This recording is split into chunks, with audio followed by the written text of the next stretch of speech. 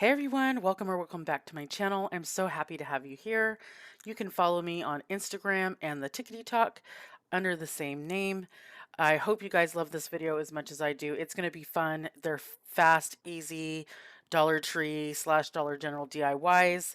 Um, they were a lot of fun to make and they were a lot of fun to edit. So I hope you guys love them as much as I do.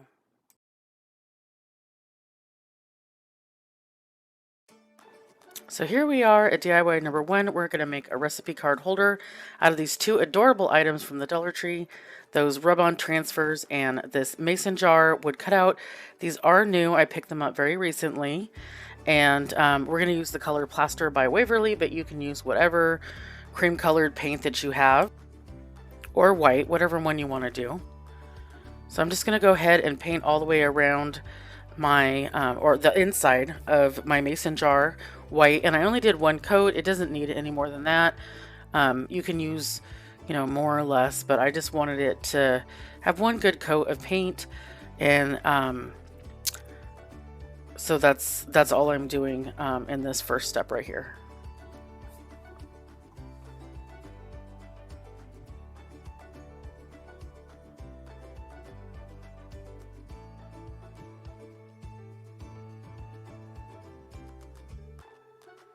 So I'm going to mix together a little bit of the plaster and a little bit of this teal blue folk art paint that I have. It's acrylic paint. And my favorite colored mason jars are the vintage like teal blue ones. I have quite the little collection of those hanging out in my kitchen. And I'm going to go ahead and go around this outer outline here with the blue to give it that look of the teal, what you call it, the teal outline. The teal outline. I have no idea, guys. Today is tongue twister day.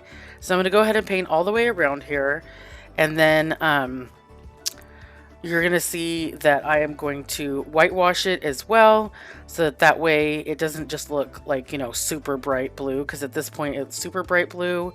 And then I wanted to fill in a little, so there's that gap in between the white paint and the blue paint, because it actually is indented. It's like, got a little groove all the way around the inside there.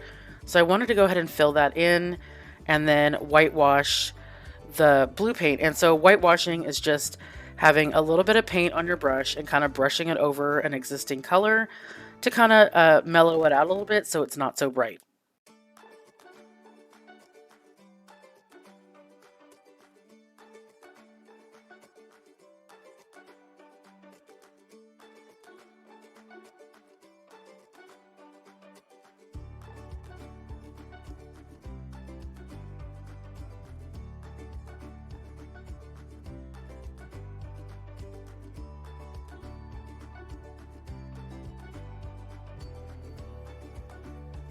Anywhere that I felt that it was a little too, like I had gone a little too heavy-handed with the white paint, I like dry brushing the blue back over the top.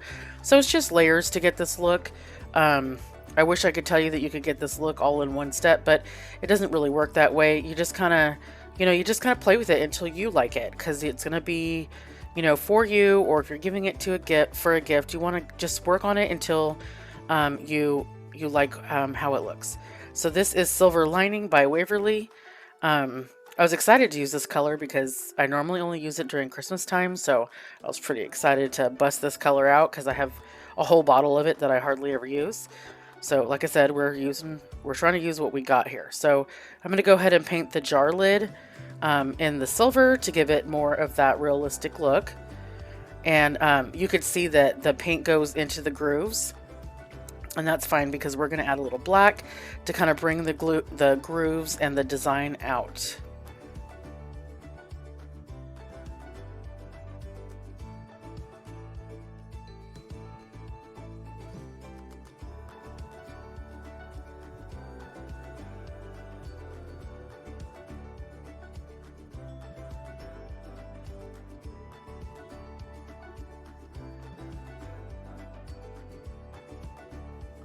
So just a little bit of black acrylic paint and I'm just going into those grooves there. You can either do this or not.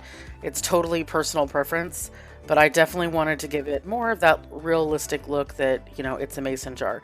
The funny thing is I was in my room editing because my computer for editing is in my bedroom. And so I came, you know, was in here and my husband came in and he was like, "Oh, is that a mason jar?" And I'm like, "All right, I did a good job." Even my husband recognized what it was. So that's a good thing. That is a good thing. So I'm just adding a little bit more black here and there. And I love how this came out. I think it looks so cute and even way cuter in person.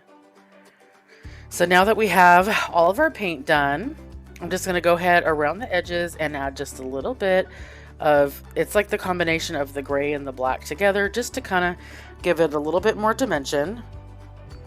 And then use my my little squatty brush there and kind of like rub it in so it doesn't look, you know, like such a harsh line. So if you guys are loving what you see, make sure you subscribe to my channel. I appreciate you guys oh so much for subscribing. It's really helping my channel grow. I know that I've seen a couple new subscribers since my last video, and I just wanted to say thank you so much. Without you, this wouldn't work. YouTube doesn't work without you guys. Which I think is adorable. So YouTube equals you. And I just love, you know, sharing my ideas and my, you know, my craftiness with you guys. And I love that you love it. So make sure you go ahead and subscribe, share, comment, and definitely share with your friends, because that helps my channel to grow. So I just took my little sanding block. I did pick up a big bag of those from Amazon for pretty cheap. Definitely cheaper than even buying them from Dollar Tree. So if I remember, I will link them down in my description box below, because I use them a lot. So here is just a little bit of a garland that I had. I had picked up mine originally from Walmart. And then I found a bunch on Amazon as well. Like, I'm telling you, if you don't know where it is, it's probably on Amazon. That's the truth. So I'm going to take these super cute farmhouse rub-on transfers. I love these new ones. They are coming out with such cute ones. I do have more new ones, and I promise I'll be using those in the near future.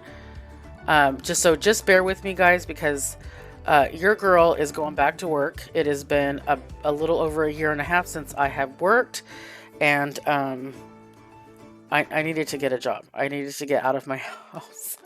I love doing my crafting, but I do need to exit my house on occasion, and going back to work is the best way to do it. And once I'm working, I have more money to buy craft supplies, which, you know, is one of my favorite pastimes to do. So I was using my little scrapey tool to get it off, but it wasn't really coming off. So I'm just really using a thin paintbrush back. That's what that is in my hand right there. And this worked out perfect. I was able to get in all those little grooves because, as you see, it's got the little stem on it, and the letters are really small. So this actually worked out really well to get the transfer to transfer onto my mason jar.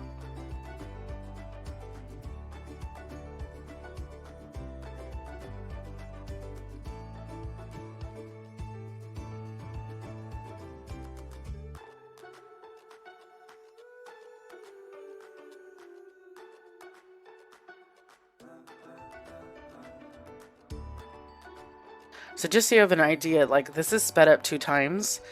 So it does take a little bit of effort to get these transfers off, because you want to get the whole thing off. But once you put them on, it is so awesome. You know, you don't have to worry about stenciling, and it doesn't sit up off the project like vinyl does. I love rub-on transfers, and seriously, for $1.25 for this sheet, it's amazing. You just can't pass it up. So whenever you're in the Dollar Tree, go look down the Crafter Square aisle, and you'll see the transfers there. I definitely wanted to put some of this little foliage on because, oh, it's so cute and so dainty.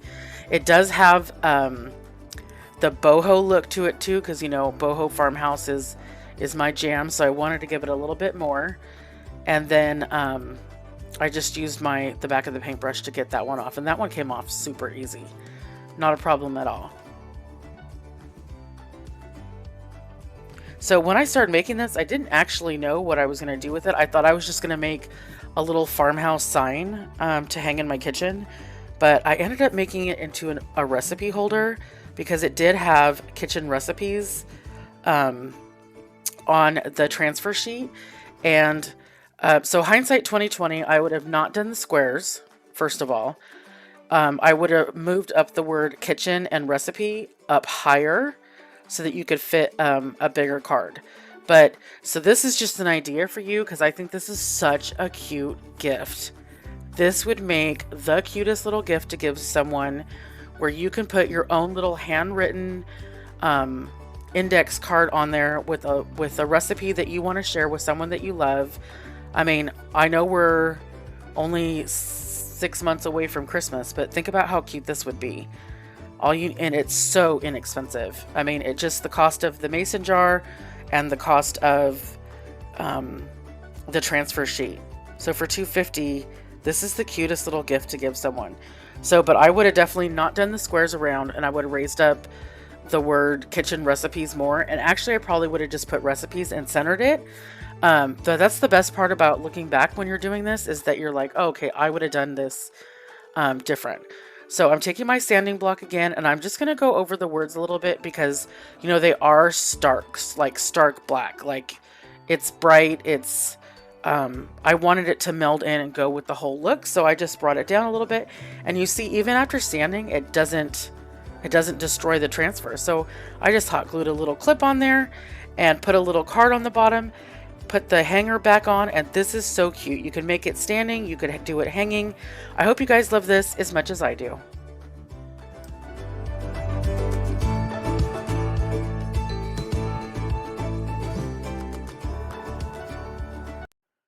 So DIY number 2 is going to be these tabletop bamboo tiki torches.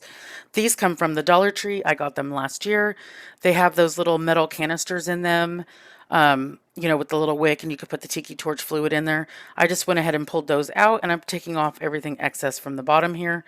I picked up the little lanterns from the Dollar General. They were $2 a piece. I did get them for buy one, get one half off.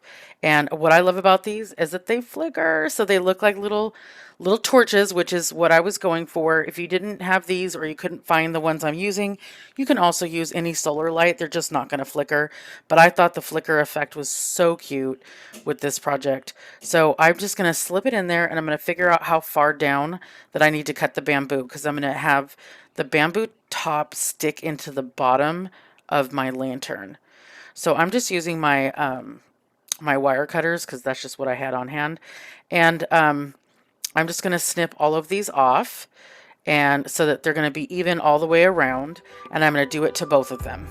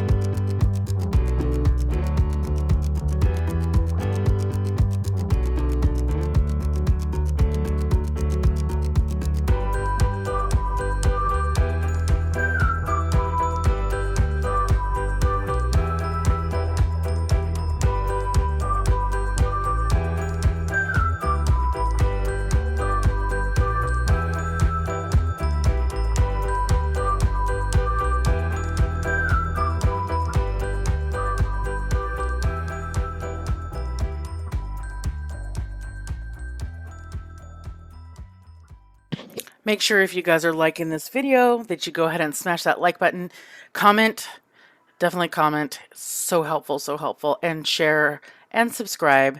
I love you guys. Thank you for being here. And this is like seriously the easiest project ever. Anybody could do this. I cannot wait to see the comments that you guys are going to do this because it is so cute. And that way you don't have to worry about flame. You can leave them out. Um, you know, this is so easy and so fun. So I'm just going to add a little hot glue to the bottom of my little lanterns there, and then I'm just going to stick the bamboo into the bottom. And that's it. That is all she wrote, ladies and gentlemen. Super easy. I hope you love this project as much as I do. I did turn them back over, and I added more hot glue to the definitely take the handle off first. So I flip them over and I add more hot glue into the bottom because the bamboo is a slick surface. So I just wanted to give it, so I put it on the outer rim and stuck them in, and then I put the glue, in between the little spokes, as we call them. And these came out so cute. Definitely let me know down below if you're going to make these too.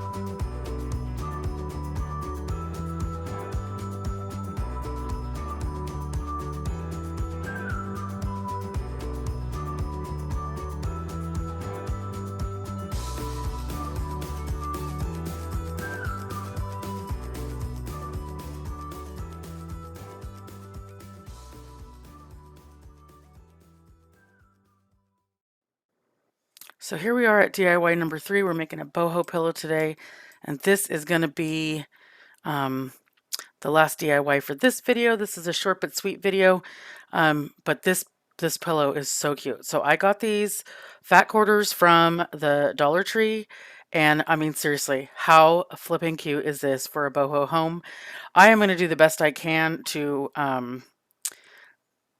for purposes of recording this whole project because it's a little bit bigger than my normal little project. So we have a little bit out of the shot, but that's okay. It'll be okay. You will get the hint. So I'm just going to go ahead and flatten these out. I did use my little mini heat press because the only iron that I have is I use it on veneer on dressers, so I didn't want to use it on this. And uh, note, I wasn't getting anywhere when I was doing this with the heat only, so I used my continuous spray bottle and I sprayed it down and then went over it with my little mini heat press, and voila, it was like magic. So it must have a little steam to get these wrinkles out. So you could see it's not perfect, but it's perfect for me. This garland I picked up from Amazon. I've told you guys before, but I am an Amazon junkie, and I have part of this glitch site on Facebook, and so they put all these things out, and I want to say I only paid like $5 for these two that are going to go on this pillow plus another one that's colored. um so yeah, really exciting. But it's just a macrame hanger, basically like macrame garland, and I thought this is going to be perfect for this pillow to be, the extra, put a little bit extra to it. So I'm just using my hot glue gun. I don't sew. I've used Stitch Witchery in the past, which works really well. I've used that on curtains and stuff when I make them. If you're a sewer, sew this, please. If not, then this is definitely hot glue friendly because this is just a decorative pillow. Nobody's going to be laying on it. So it's just going to hold up just fine. I've made so many pillows with hot glue, guys, and they are still kicking to this day. I've made pillows for outside. They still kick. I mean, hot glue is pretty amazing on fabric. So you can't see in the shot, but I just pulled the edge back so that I can lay this down flat, and I am going to hot glue it on. So the little arrow is indicating this is the moment where I should have noticed that I was doing this backwards. So I have my fabric inside out because I'm going to turn it inside out, and it's going to have a nice little smooth edge on the edge when it's inside out. But as you can see here, I am gluing this garland on what is going to be the inside of the pillow. And the whole time I'm gluing it on, it's not dawning on me. I'm thinking like, oh my gosh, this is going to be so cute. I cannot wait to have the little dingle dangles hanging from the side there. No, no, no, no. You will see in a minute that I realize what I did. So, if you're going to do something like this, the tassels must be on the inside, um, underneath this top fabric. Otherwise, they're not going to stick out on the outside. So I did make a mistake, but I made a happy mistake because I actually really love how the seam looks when I turn it inside out. So I just glued down one side to the bottom piece of fabric, and then I'm gluing the top side to the top side of this garland here, and then I'm going to do that on the opposite side as well. So this is the magic moment. So I'm like looking at this going, wait a minute, wait a minute. And then boom, there it is. I realized that, girl, what did you do? You you messed this up. So you guys can laugh right along with me, but look how cute the seam looks with that macrame in there. I think it's adorable. So I'm just going to turn it inside out, and I'm going to go ahead and cut all of these little tassels off of here, and we're going to repurpose them to the outside of the pillow just a little differently. But if you know, could get your hands on something similar to what I'm putting on, or shoot, it's macrame, you can even make it. There's so many YouTube videos on macrame to make the seams. You want the tassels to be on the inside when you're gluing, not the outside. So I fast forwarded this 4 times. This is how long it took me to stuff this pillow. Um, uh, I'm just using an old pillow that I had. I just ripped it open, stuffing it in here. Um, if anybody has any advice on how to not make a pillow lumpy, like there's got to be something. I've seen the little chopsticks in the bag. I've tried that. There's got to be something, some kind of tip that you guys can give me. Go ahead and leave a comment below if you have a tip on stuffing pillows so that they don't look lumpy. So now it's all stuffed and it's been glued on the opposite side, and as you see, I'm using the tassels, and I'm just taking the corner, and look how cute that seam is. Just taking the corner, taking a tassel, and hot gluing it on. That simple. You could, put um, a string through the top part of the tassel and sew it on if you want to. But like I said, this is just a decorative pillow. Nobody's messing with it. So this is going to work for me. But if you wanted one that's going to be a little bit more sturdy, add a little bit of thread, and sew that on.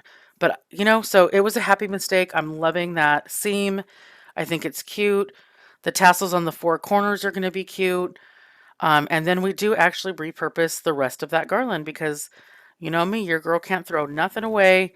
I had to salvage it. So this is live. This is how I do it. This is how I figure things out. So this is sped up really fast. I didn't realize while I was recording this that my camera battery died and I didn't get the very end of what I was doing.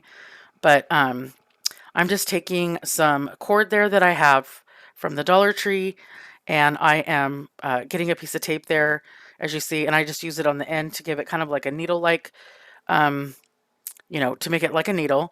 And I'm just threading through those little beads that were on there and the remainder of the tassels. And that's it. I just made a tassel. It's going to go on the front of my pillow.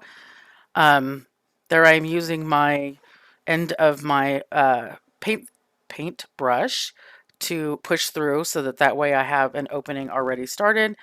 And it's that easy. You can make tassels if you don't have any. I've done it before. I've showed videos on it. That's got to be somewhere in my video lineup. If you want me to really show you how to make tassels, go ahead and comment below, and I will do a whole video on making tassels because it's pretty easy. But I hope you guys love this video as much as I do. Thanks again for being here, and have a wonderful day.